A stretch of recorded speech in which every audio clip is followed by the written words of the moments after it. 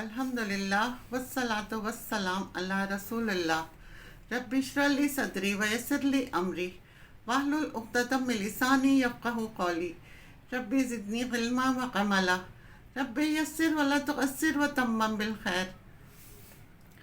قرآن پاک میں مسافر کے علاوہ بیمار کو بھی روزہ رکھنے کی رخصت دی گئی ہے، لیکن وہ بیماری کیسی ہو جس میں انسان روزہ نہ رکھے؟ یقیناً وہ بیماری جس میں روزہ رکھنے سے بیماری میں اضافے کا اندیشہ ہو یا پھر جان جانے کا خطرہ ہو۔ اس کے علاوہ ایسے بوڑھے لوگ جو بظاہر کسی بیماری کا شکار نہیں، لیکن بڑھاپا خود بذات ایک بیماری ان کے لیے ہے اور کمزوری کی حیثیت رکھتا ہے، ان کے لیے بھی روزہ نہ رکھنے کی رخصت دی گئی ہے۔ حضرت ابن عباس سے روایت ہے کہ بوڑھے آدمی کو روزہ نہ رکھنے کی رخصت دے دی گئی ہے، لیکن وہ ہر روزے کے بدلے ایک مسکین کو کھانا کھلا دے اور اس پر کوئی قضا نہیں ہے۔ اور بیمار شخص اگر صحت یاب ہو جائے تو عام دنوں میں وہ اپنے روزوں کی قضا رکھ سکتا ہے، یعنی اسے گنتی مکمل کرنا ہوگی۔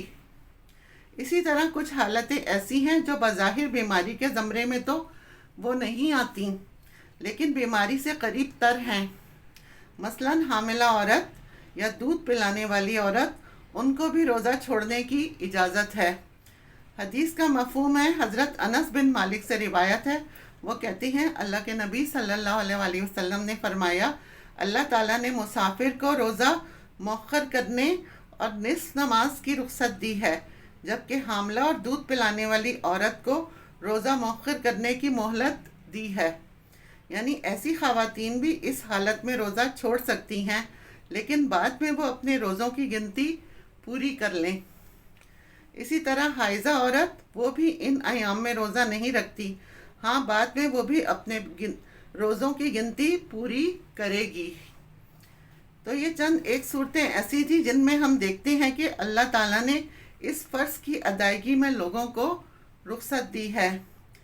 مسافر، بیمار، بوڑھے لوگ، حائضہ، حاملہ اور دودھ پلانے والی عورت، اگر کوئی شخص کسی ایسی بیماری میں گرفتار ہو اور وہ قضا بھی نہ رکھ سکتا ہو، یعنی بیماری اس کی بہت زیادہ کمپلیکیٹڈ ہو اور وہ بعد میں قضا بھی نہ رکھ سکتا ہو، تو اسے چاہیے وہ رمضان میں ہی اپنے روزوں کا فدیہ ادا کر دے۔ ایک روزے کا فدیہ ایک مسکین کا کھانا ہے، تو اس طرح اگر وہ رمضان کے بعد روزوں کی قضا نہیں بھی رکھتا تو انشاءاللہ تعالیٰ اس کا کفارہ ادا ہو جائے گا۔